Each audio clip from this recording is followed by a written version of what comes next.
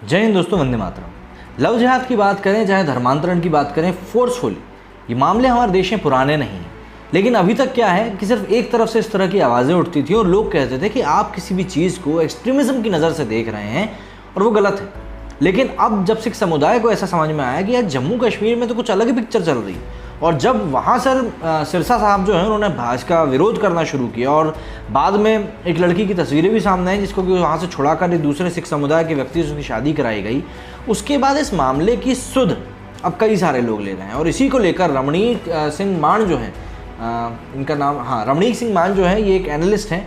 इन्होंने इसके बारे में कश्मीर में जाकर काफ़ी तफ्तीश से इस बारे में जानकारी ली है और ट्विटर के ऊपर इन्होंने 2 वीडियो को शेयर करते हुए सारी जानकारी भी दी है। अब वो वीडियो मैं आपको यहाँ पर पूरे दिखा नहीं सकता, वो काफ़ी बड़े हैं। मैं उनको ट्विटर के ऊपर रिट्वीट कर दूंगा या फिर आप रमणीक सिंह मान के नाम से जो ट्विटर हैंडल है उनके ट्विटर हैंडल पर जाकर भी आप वो वीडियोस को देख सकते हैं। आपको वहाँ पर वो वीडियोस उन्हीं की जो उन्होंने बनाए हैं उनको मिल जाएंगे और उन्होंने बहुत तफ्तीश से बताया है कि किस तरीके से ये पूरा काम हुआ है।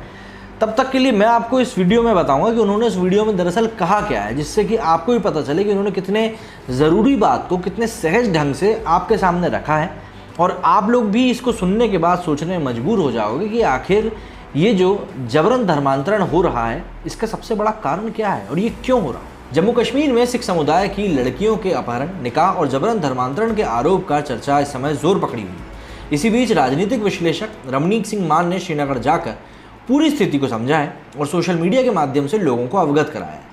उन्होंने कहा कि सिख समुदाय की लड़कियों को निशाना बनाए जाने के 2 मामले ही सामने आए हैं, लेकिन यहाँ आकर उन्हें पता चला है कि ऐसे अनेकों मामले हैं। उन्होंने बताया कि एक सिख लड़की का जबरन निकाह कराए जाने के बाद भी उसे प्रताड़ित किया गया। वो 4 महीने की गर्भवती थी, जिसके बाद उसके पेट पर लातें मारी गई।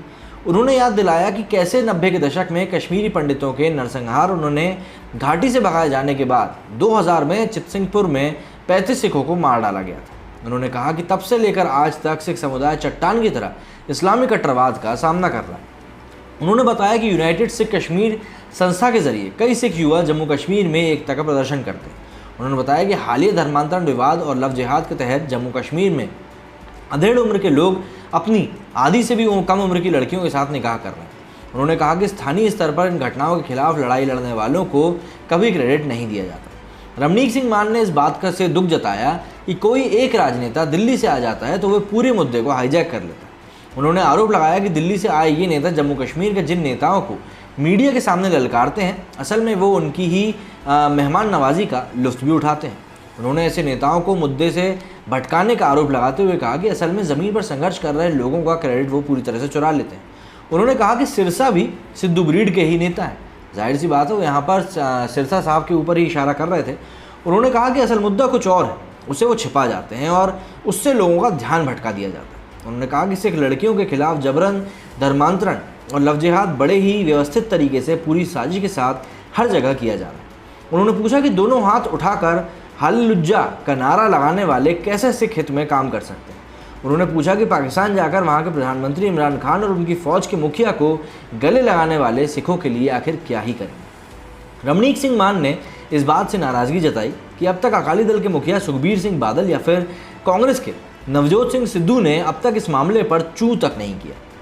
उन्होंने राजनेताओं से अपील करी कि वो सिर्फ मीडिया में बने रहने के लिए बयान ना दें, बल्कि समुदाय के साथ मजबूती से खड़े भी हों। उन्होंने कहा कि ज्ञान देने वाले देते रहें, हम लोग पीड़ित महिलाओं की मदद करेंगे और इसके लिए जो भी ज़रूरी होगा वो भी किया जाएगा। इससे पहले शिरोमणि अकाली दल के नेता परमजीत सिंह सरना ने मनजिंदर सिंह सिरसा के बयान पर कश्मीरियों से माफ़ी मांगते हुए उसे भड़काऊ करार दिया था। उन्होंने दल की ओर से सिरसा के बयान पर कश्मीरियों से माफ़ी मांगी थी और ये भी कहा था कि उन्हें मुस्लिम संगठनों से सहयोग दिया है। उन्होंने कहा था कि मैं लड़की के घर वालों से मिला, मामला सुलझ गया है और लड़की की जिससे शादी हुई वो उसे जानती थी। मनजिंदर सिंह सिरसा ने अपने बयान में कहा कि मैं श्रीनगर के स्थानीय नेताओं, मौलाना और मुफ्तियों से सिख बेटियों के समर्थन में आने का अनुरोध करता हूँ। सीए के विरोध के दौरान मुस्लिम बेटियों को सुरक्षित घर पहुँचाने में सिख सबसे आगे थे। उन्होंने कहा कि कोई भी मुस्लिम नेता सिख लड़कियों के जबरन धर्मांतरण के खिलाफ आवाज़ उठाने नहीं आए। मैं श्रीनगर में स्थानीय सिख समुदाय के साथ जबरन निकाह और सिख बेटियों के धर्मांतरण के विरोध में शामिल हो रहा हूँ, जो दूसरे धर्म के बुजुर्गों से शादी करने के लिए लगातार मजबूर हो रही है। देखिए, अब ये जो मुद्दा है, ये मुद्दा काफ़ी बड़ा होता जा रहा है, क्योंकि अभी तक तो इसमें सिर्फ हिंदू लोग ही इसको लेकर कंप्लेंट करते थे कि भाई इस तरह का जो मामला है जबरन धर्मांतरण का सामने आ रहा है। कई केसेस में हमने ये भी देखा कि लोग नाम बदल कर हिंदू बनकर लड़कियों को अपने प्रेम जाल में फंसाते थे, उसके बाद शादी करने के बाद असलियत बताते थे और कहते थे कि तुमको अब धर्मांतरण करना पड़ेगा। इन्हीं तरह की चीज़ों के ऊपर रोक लगाने के लिए यूपी और एमपी की सरकार ने ठोस कदम उठाए हैं कि अगर आपको इंटरकास्ट मैरिज करना है तो आपको अपने पेरेंट्स से परमिशन लेनी पड़ेगी, नहीं तो ये चीज़ पॉसिबल नहीं हो सकती। और ऐसी ही किसी चीज़ की मांग अब यहाँ पर भी हो रही है। पर रमणीक सिंह ने जो कहा है वो चीज़ बहुत सही कही है। उन्होंने कहा कि जो बड़े नेता हैं वो ऐन मौक़ों पर आकर पूरी हाईलाइट ले लेते हैं, क्रेडिट ले लेते हैं।